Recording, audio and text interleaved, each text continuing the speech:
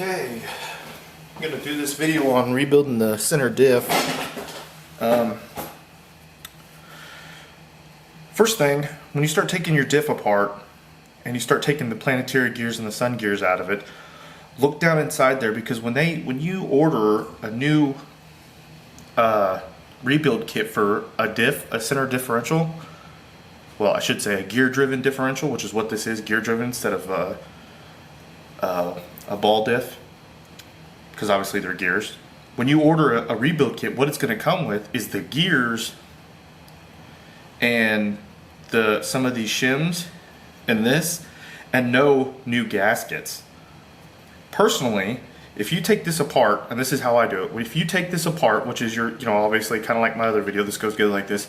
You take this apart and you start cleaning it out, and there's no metal shavings, and there's nothing to indicate, and these gears look good. Like, I cleaned mine already and looked at them. They look really good.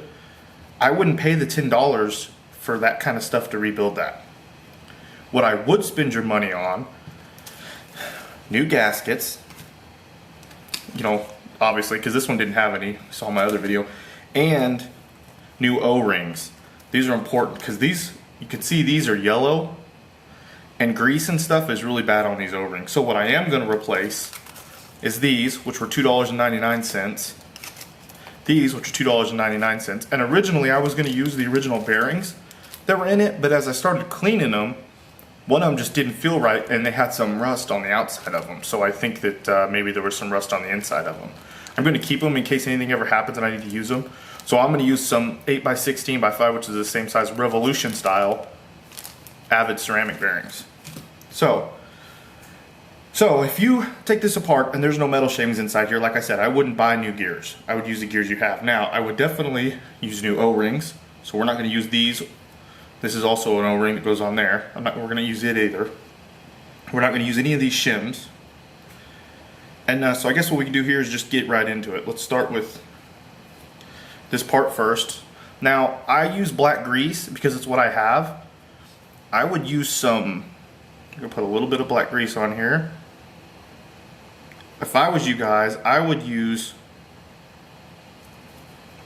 the premium O-ring grease that you can get from like ProTech, because it's going to save your, it's going to make your, first off, let's get rid of these O-rings out of the way, because those are trash. We're not going to use those. I just used them on here so people could see.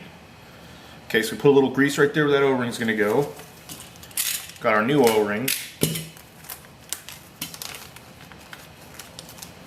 Gonna open these up, set these down here.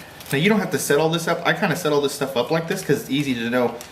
I built a couple different gear differentials, and I'm gonna do this one. And as I do more and more of them, I get better and better at them. So anyway, this goes right on top of here. Our new one obviously goes right on top of there. Now just about all the different gear differentials that you guys build are going to be a lot the same.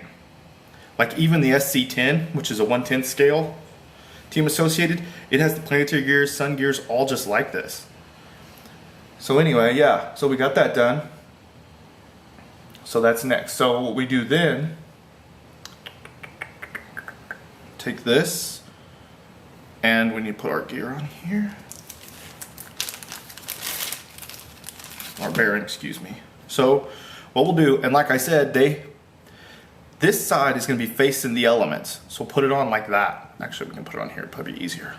So we'll put it on like that. And what you didn't see, what I've already done is I've cleaned these bearings. I've taken the thick grease out of them, and I've put the light, my Avid oil, slip oil, in them. So I've cleaned them totally out. What I use to clean my bearings with is this. This is a Purple Power citrus cleaner, auto shop and degreaser. It's citrus. You use, like in my bearing video, I talk about using corrosive cleaners, and it'll put pits on the races and all kinds of stuff, so it's not good. So anyway, put this on here. Got our new bearing. Slide this in here. Now we want our new O-ring like this, and they say to lube it up as well with black grease. And like I said, this black grease is pretty corrosive stuff, and it doesn't really, I would say use the grease that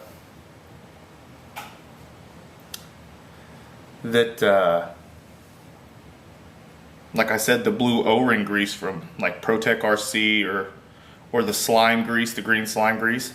See, it goes down inside there.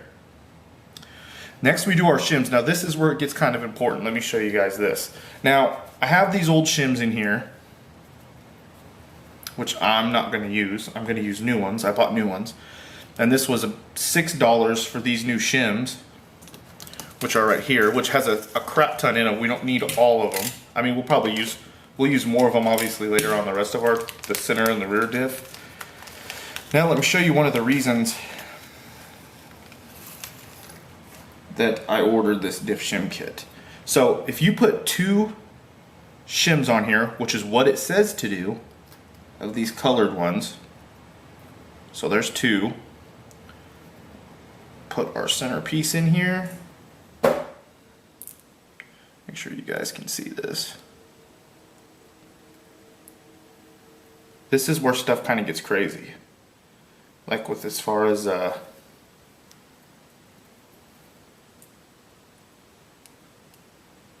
so we put that in there. Now, it says use 2, excuse me. It says use 2 of these shims. This is our sun gear, obviously. And the reason this is called a sun gear is because planetary gears move around the sun gear, kind of like a sun and the planets.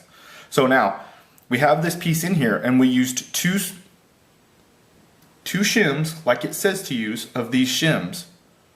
Now, if you look at the new B64D, which is a 4-wheel drive 110 scale Team Associated, they use 3 on this, and let me show you why I think they do that.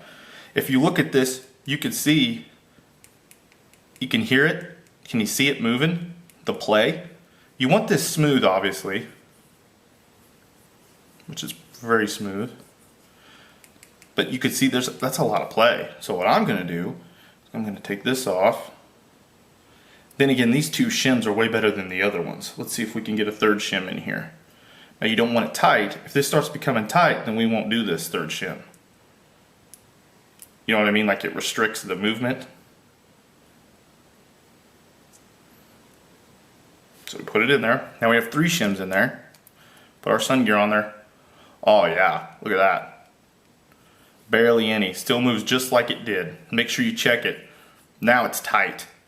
You want it tight because once it gets under load, things expand. Like when all the RPMs start kicking in, things will expand. So that's really tight. That's nice. So boom, we got that done.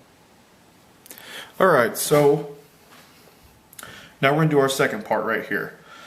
So we have this. We've got a little bit of our black grease on here. Put a little more. Make sure we got a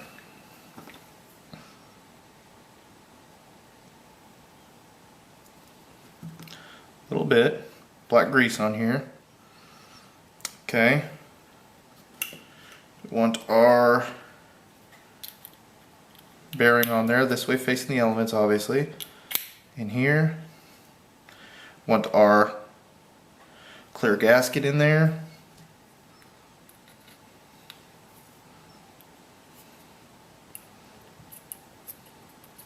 Make sure it's seated all the way down in there like it's supposed to be. Probably see right there. All the way down. We'll use this. This will be a little easier. Make sure it's all the way down there. Use our 3 shims. Which this is kind of an easier way to do this. Like that.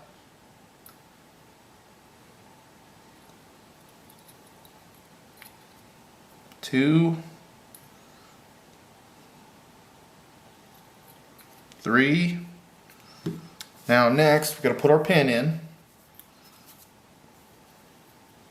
This is easy to do with needle nose pliers. I say easy, we'll see here. Sometimes this can be a nightmare part of it. I actually should first, let's make sure that those shims are all the way down.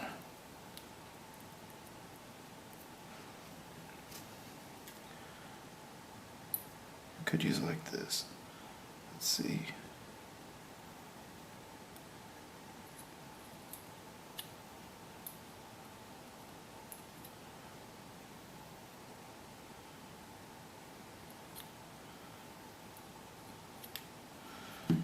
This work can get kind of hectic, kind of a nightmare. You want to be real easy using needle nose pliers like this because you don't want to scratch up this thing.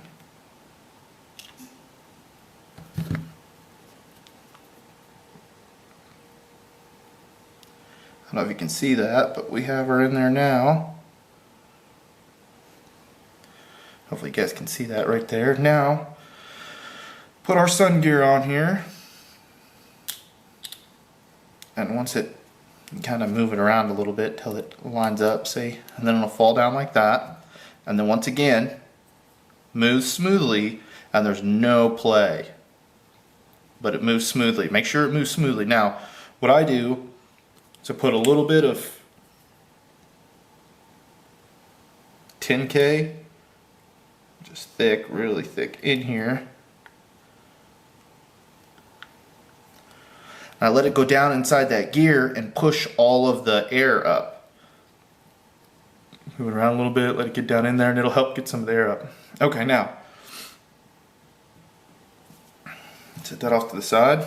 Now we'll do our planetary gears, which, like I said, these planetary gears will go down in here and move around the sun gear. This is the bottom sun gear, and you'll have a top gear as well. So now it's easy to remember, these planetary gears just face each other like this. So just put them in. And you remember Lincoln logs? I don't know if you get, you guys may have, some of you may be too young to remember, but Lincoln logs went together. That's the same way with gear differentials. See a little notch in here? They'll notch together right where they go together, like Lincoln logs. And then we put 2 shims on each side because that's what it says to do. I'm not really gonna get real crazy with messing with these shims like this. So then what I do is I get a hold of it with the pliers, like I said, and I'd be real easy with it. Like this, and it goes right inside here.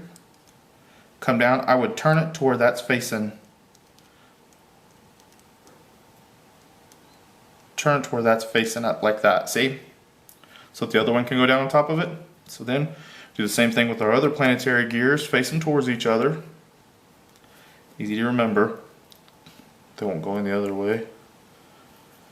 You put your 2 shims on each side, like so. Pull them apart a little bit. Grab all of them easy with your pliers, which I'm not very easy. Drop them down inside there, like that. Then you can push it and turn it to where it locks in, like so. And there we have our sun gears with our planetary gears around them. Now what I'll do is I'll set this down. We'll put some more of our really thick 10,000 Diff lube in here, which is what it says to use. Put a lot in there. Let that set for a second. Put a little more in there. Now when you put Diff lube in here, you want it to cover the planetary gears. So what I do is I put some in there like this, and so especially when you start getting to 10,000 consistency, it gets really thick. So what I do is I put it in there like that. That's covering the planetary gears for now, but I'll set it off to the side and let it kind of fall down in all the cracks and crevices. In the meantime, we'll come back here and we'll put our gasket on. You can see I've lubed this up a little bit to give it something to stick to. It also helps the gasket. It'll help the gasket stick to it, but it'll also help it seal. So boom, I'll do that. Push her down right there. Make sure it's all lined up. Boom, like that. Lined up nice and neat. We have that ready.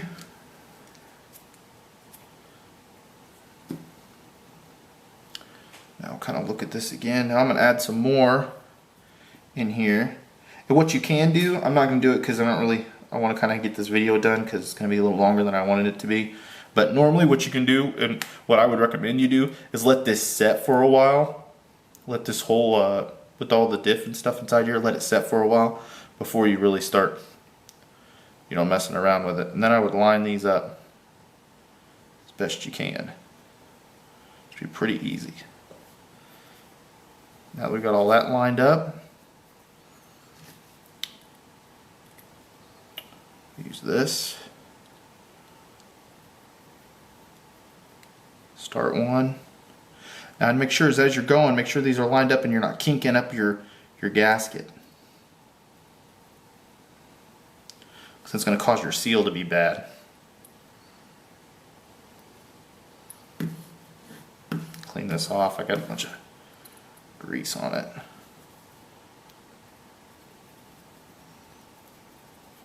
I'm just starting them for now.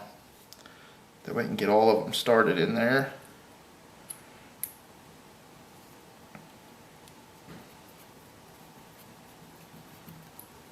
Boom.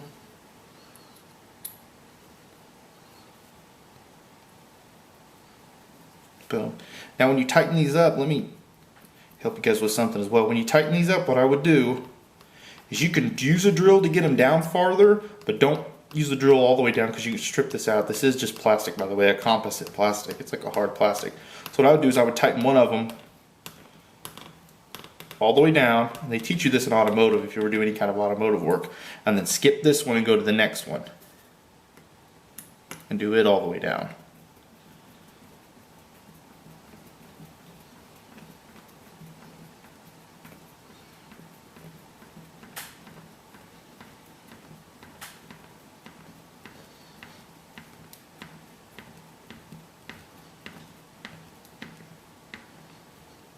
Don't do it too hard, just make sure it's good and done, because if you do it too hard, you know what'll happen, you'll end up stripping them out, and then you're gonna have to buy a whole new diff, and you're gonna have to rebuild take all the stuff out of here, all the stuff you got in there, put a whole new diff in, be a nightmare.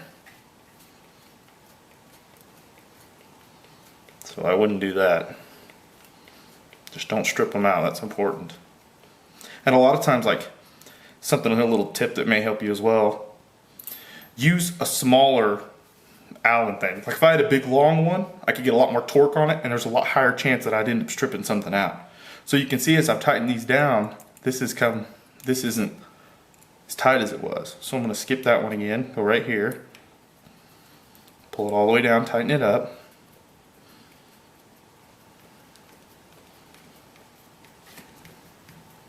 Make sure you guys get a good view. Like I said before, I've said this in numerous videos, having a good machined head, hex heads or tools are super important. So now, we'll do this one again. Make sure it's tightened all the way down. Good and tight. Skip this one, go to this one. It was loose again. Good and tight. This one, good and tight. Skip to this one, good and tight. And that, my friends, we got a little diff grease come out around here as we were tightening it up, sealing it up, which is good. That means we got good diff grease in it. So I'm gonna take this real quick and kind of clean it up. All right. Oh yeah, that feels good. And we got brand new. Clean this up a little bit. Looks a little rough. Brand new ceramic bearings on both sides, brand new gaskets, brand new seals. We'll put her in there, we'll run her a little bit, make sure she doesn't leak. Yeah, there you guys go. Oh, by the way, stay tuned for, I'm gonna do, now my next episode is going to be cutting and painting a Lexan body for this baby. So thanks guys. Hopefully this helps you guys when you need to rebuild a gear diff. You know, thanks.